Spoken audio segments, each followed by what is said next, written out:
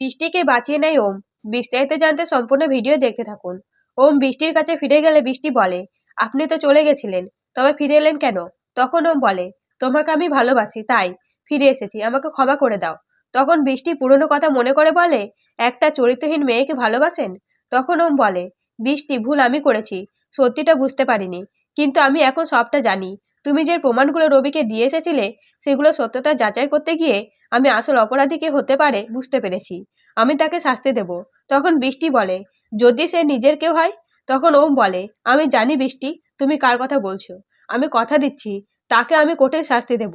এই কথা শুনে বৃষ্টি শান্ত হয় এবং ওমকে বলে, মেয়েকে একবার কোলে নেবেন না? এরপরে ওম বৃষ্টি মেঘলাকে সাথে নিয়ে ঘুরতে বেরিয়ে পড়ে। অন্যদিকে মহুয়া ওমের বিয়ের কথা বললে প্রমিতা বলে, বৃষ্টি ঠিক ফিরে আসবে, তাই ওমের বিয়ে নিয়ে যেন কোনো কথা না হয়। তখন মহুয়া বলে, আগে দেখো বৃষ্টি বেঁচে আছে কিনা। এই কথা শুনে প্রমিতা মহুয়াকে থাপ্পড় মারতেই মহুয়ার হাত থেকে কাচের গ্লাসটা পড়ে ভেঙে যায়। সেটা দেখে প্রমিতা ভয় পেয়ে যায় আর বলে, বৃষ্টির কথা বলতেই কাঁচটা ভেঙে গেল, বৃষ্টির কিছু হবে না তো? তাই ঠাম্মি বৃষ্টির নামে পুজো দিতে মন্দিরে যাওয়ার সিদ্ধান্ত নেয় এবং রাস্তাতে রবি ঠাম্মিকে দেখতে পেয়ে জানায় ওম বৃষ্টিকে ফিরিয়ে আনতে গেছে, তবে এই কথাটা যেন কেউ না জানতে পারে। অন্যদিকে ওম নৌকাতে চাপতে চাইলে বৃষ্টি রাজি হয় এবং মেঘলাকে কোলে নিয়ে নৌকায় দাঁড়িয়ে থাকে বৃষ্টি।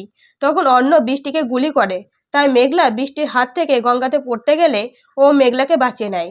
তো এবার যদি বৃষ্টিকে বাঁচিয়ে নেয় ওম, তাহলে কেমন হবে? অবশ্যই কমেন্ট করে জানাবেন আপনাদের মতামত। ধন্যবাদ।